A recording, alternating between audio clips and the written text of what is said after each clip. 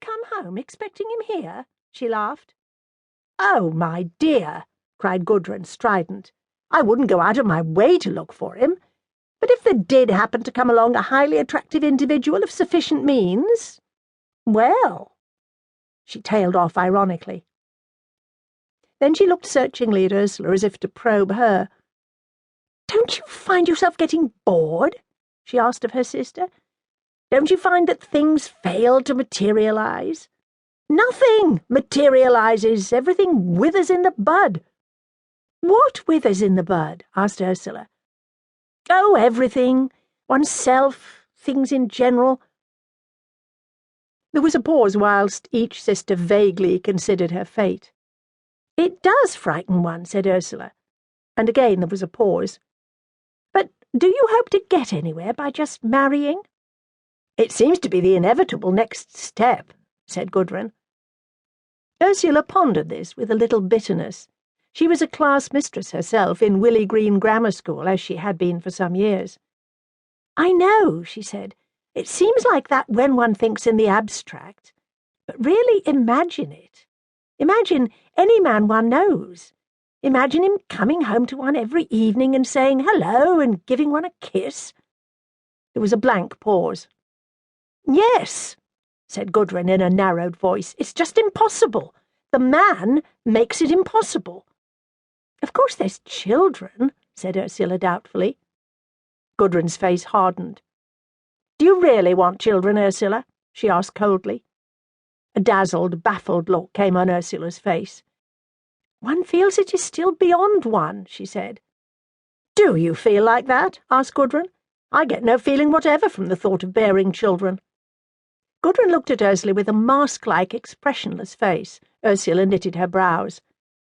"Perhaps it isn't genuine," she faltered. "Perhaps one doesn't really want them in one's soul, only superficially." A hardness came over Gudrun's face. She did not want to be too definite. "When one thinks of other people's children," said Ursula. Again Gudrun looked at her sister, almost hostile.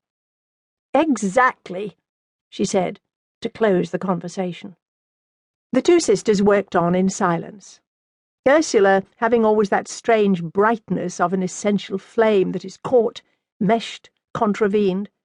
She lived a good deal by herself, to herself, working, passing on from day to day, and always thinking, trying to lay hold on life, to grasp it in her own understanding.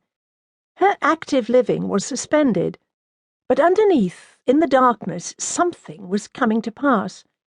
If only she could break through the last integuments. She seemed to try and put her hands out, like an infant in the womb, and she could not yet.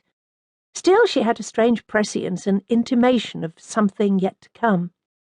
She laid down her work and looked at her sister. She thought Gudrun so charming, so infinitely charming, in her softness and her fine exquisite richness of texture and delicacy of line.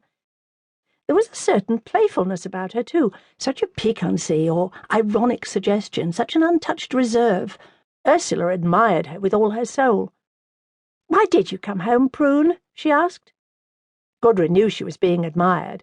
She sat back from her drawing and looked at Ursula from under her finely curved lashes. "Why did I come back, Ursula?" she repeated. "I've asked myself 1,000 times. And don't you know? Yes, I think I do. I think my coming back home was just reculer pour mieux sauter." And she looked with a long, slow look of knowledge at Ursula. "I know," cried Ursula, looking slightly dazzled and falsified, and as if she did not know. "But where can one jump to?" "Oh, it doesn't matter," said Gudrun somewhat superbly. "If one jumps over the edge, one is bound to land somewhere." "But isn't it very risky?" asked Ursula. A slow, mocking smile dawned on Gudrun's face. "Ah," she said, laughing. "What is it all but words?" And so again she closed the conversation. But Ursula was still brooding. "And how do you find home now you've come back to it?" she asked. Gudrun paused for some moments coldly before answering. Then in a cold, truthful voice she said, "I find myself completely out of it." "And father?" Gudrun looked at Ursula almost with resentment, as if brought to bay.